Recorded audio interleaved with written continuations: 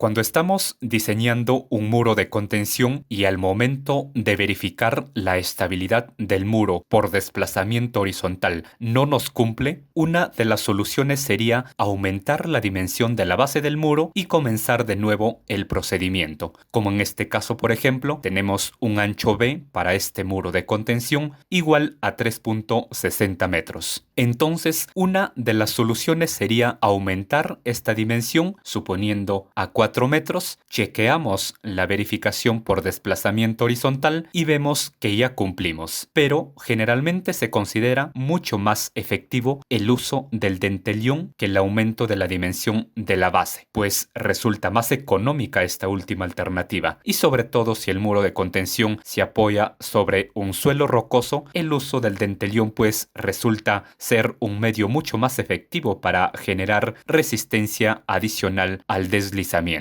Veamos entonces, nos quedamos en este caso con un ancho B igual a 3.60 metros, con lo cual no se cumple esta verificación por desplazamiento horizontal. Entonces, ¿qué es lo que tenemos que hacer? Simplemente desde este botón seleccionar la opción Considerar dentellón y vemos que automáticamente ya se cumple con esta verificación. ¿Qué es lo que se ha hecho? Pues hemos adicionado a esta fuerza de rozamiento el empuje pasivo que se desarrolla frente al dentellón. Veamos entonces cómo es que obtenemos el valor de este empuje pasivo. Obviamente diseñando el dentellón de pie, lo que implica su dimensionamiento, sus verificaciones tanto por corte y por flexión y el diseño de su acero respectivo. Tenemos por aquí en una hoja adicional el diseño del dentellón de pie. En un primer paso tenemos el cálculo del empuje pasivo que se desarrolla frente al dentellón. Para esto, en primer lugar, predimensionamos la altura y el ancho del dentellón, dividiendo simplemente la altura total del muro de contención H entre 10 para ambas dimensiones, lo que nos da en este caso un valor igual a 0.60 metros tanto para la altura como para el ancho